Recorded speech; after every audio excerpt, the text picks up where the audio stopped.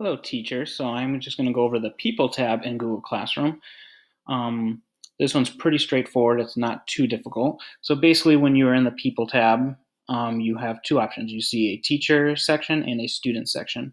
Right now, I am the teacher in this demo class, and I can invite another teacher by clicking the little person with the plus icon. This says invite teachers, and you can either type in their name or email address. And it says right here, teachers you add can do everything you can except delete the class.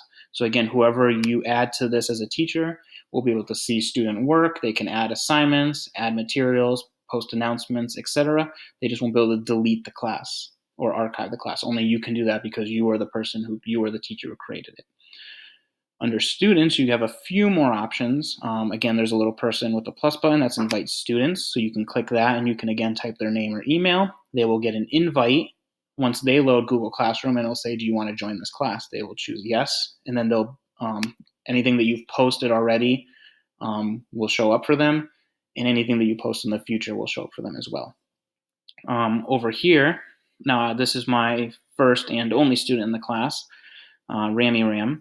And you can, if I click here, the check mark, I can go to the options, and that's going to give me an option to email that student. I can remove them or mute them. Now, email is pretty straightforward. You can send them an email. You can remove them from the class, so that deletes all their work from the class. And muting basically is going to prevent them from doing anything in the class. So they can see everything, but they can't actually do anything in there. They'll be able to see all the work, but they can't post if you make an assignment, they can't add anything to it or do anything with that.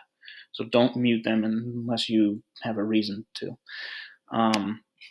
Over here under email guardians, now if I have more than one student, I can email all guardians, or I can just click on the guardian. If I want to email like a specific student guardian, I can just click those three dots over here and just say either email the student or email the guardians. I can also invite the guardians if I want to. Now, you might see that the student has a Google Guardian in there. That will be their parent or guardian. And if they were invited from a previous classroom within your G Suite for Education domain, they will also get invited to yours. If they haven't been invited previously, there will be an option right here that says invite a guardian. And you can click on that and put in a parent email, and the parent will get an email that's inviting them to the classroom. Now, they cannot see everything that goes on in the classroom. They will receive a summary either daily or at the end of the week, or I believe bi-weekly is an option as well. And they will see basically, they will see whether or not their child turned in assignments, if they're behind on anything, if they're missing work. They will not be able to see posts or announcements or anything like that. They will only be able to see a summary of what assignments were asked of them and if they turned them in or not. Okay, so just kind of keep that in the back of your mind. You can invite more than one guardian if you want to. So even though a guardian's been invited, you can also invite another one, or you can remove them. Just make sure you tell them before you remove them. And that is pretty much an overview of the People tab. It is very straightforward. I hope that helps.